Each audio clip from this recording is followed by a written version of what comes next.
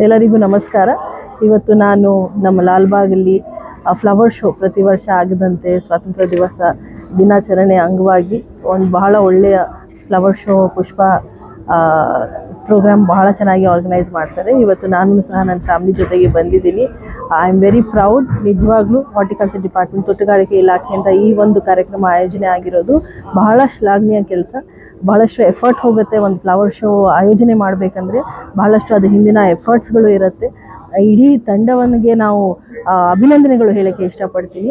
ಯಾಕೆಂದರೆ ಇದು ಒಂದೆರಡು ದಿವಸದಲ್ಲಿ ಆಗೋದು ಕಾರ್ಯ ಇಲ್ಲ, ಬಹಳಷ್ಟು ತಿಂಗಳಲ್ಲಿ ಅದು ಕೆಲಸ ಇರುತ್ತೆ. ಇದು ಹಿಂದೆ ಅವ್ರು ಪ್ರಿಪ್ರೇಷನ್ ಮಾಡಬೇಕು, ಐಡಿಯೇಷನ್ ಮಾಡಬೇಕು.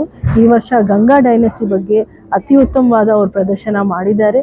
ಇಲ್ಲಿ ಪ್ರತಿಯೊಂದು 600 ಇಯರ್ಸ್ 600 ಇಯರ್ಸ್ ಅದು ಆಳ್ವಿಕೆ ಬಗ್ಗೆ ಅವ್ರು ಯಾರ್ಯಾರು ಇದ್ದರು, ರಾಜರು ಏನೇನು ಕಟ್ಟಿಸಿದ್ರು ಅದೆಲ್ಲ ಪುಷ್ಪ ಮೂಲಕ ಅವರು ಬಹಳ ಬ್ಯೂಟಿಫುಲ್ ಪ್ರದರ್ಶನ ಮಾಡಿದ್ದಾರೆ. ನಿಜವಾಗ್ಲೂ ಇವತ್ತು ನನ್ನ ಫ್ಯಾಮಿಲಿ ಜೊತೆ ಇಲ್ಲಿ ಬಂದು ನೋಡಿರೋದು ನನಗೆ ಬಹಳ ಖುಷಿ ತಂದಿರೋದು ವಿಷಯ. ಮತ್ತು ಇಡೀ ತೋಟಗಾರಿಕೆ ಇಲಾಖೆಯ ತಂಡವನ್ನು ನಾವು ಮತ್ತೊಮ್ಮೆ ಅವರ ಶ್ಲಾಘನೀಯ ಕೆಲಸಕ್ಕೆ ಅಭಿನಂದನೆಗಳು ಹೇಳೋಕ್ಕೆ ಇಷ್ಟಪಡ್ತೀನಿ. Thank you.